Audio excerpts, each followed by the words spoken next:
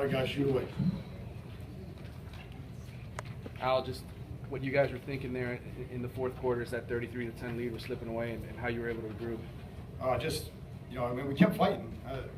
Obviously, Armstrong was making some plays, and we got some plays downfield, and we were short a couple of safeties there, and Grace. Some guys stepped in, and again, great look on the sideline when it did go to overtime. Nobody panicked. Leaders led. Everybody else just stayed together, and proud of the way we finished. But obviously, we got some things we got to correct. But just told the guys, you're 3-0. Beat a good team that's won 9 games in a row. All of them. Everybody in that locker room has won 9 games in a row or more. 9 games or more in a row for each of the last 9 years, I believe. So, good win, a lot to learn from, and we'll move on this week. How do you balance when you've got a lead like that, as far as whether you want to stay, if you like, conservative or stay attacking, especially offensively? Yeah, I think the attacking mindset is what got us in trouble. 3rd and 6. Again, if I could have one back, it would have been that one. I would have just said to James, just bury it in there and let's kick a field goal, because I think we could have gotten up by 23 or 24 at that point, and we got an interception, and that's on me.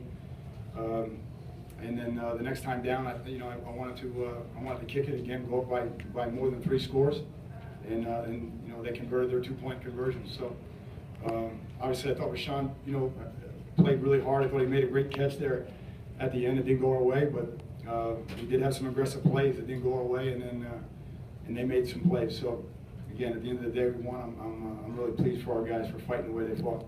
The penalties, Al, just talk about that. Yeah. How many did we end up with? 12, and then the personal fouls. Guys ejected. We got to take care of that. So we'll get it cleaned up. 2 ejections, did you think they were justified? Again, I didn't see the replay on either one of them, but again, they really take their time on those upstairs. So they usually get those right. That's one instance that they usually get right. So again, disappointed for those 2 kids, because they're as physical as anybody, and I've never seen either one of them get called. Either one of those guys get called for a targeting. So uncharacteristic on their part. But I know we don't teach it, and I haven't seen those guys do it. So disappointed that it happened. Is there an understanding that you won't have them against the first half of that Cincinnati? I think that's the rule. I think that's the rule. Weren't your safeties kind of carrying you most of the game with the plays you were making in the back part of this, knocking balls loose and that kind of stuff? Yeah, they played hard. I mean, there's no question about it. They played hard, and our reps ended up getting high in the second half there on defense. We needed to convert better on offense, and obviously in red zone, right? So penalty, 2 penalties, that stopped us, and then a penalty that took 7 points off the board, and then the interception. So any combination of those, and we're not having that discussion at the end. Or if I had protected the 3rd down and 6 that we ended up throwing an interception. What about bench control? I mean, the whole game. I'm not discussing bench control. I mean, come on. Okay. We haven't had bench control issues at all in my tenure here. Okay. Coach, the 3rd downs was still an issue. You said it already, but I mean, it's just something that's happened all 3 games. Yeah, I mean, we have to improve. At the end of the day, we have to improve there. We weren't good enough here today, and when we needed to run it, we weren't good enough. So we have to keep working on it, keep throwing and catching, and keep practicing. And that's one part of our game we got to continue to focus on here next week. Coach, the plays that Cord made early in the game and the play he made late in the game, he's focused now totally on football. Would he still be making those types of plays if he was doing the dual?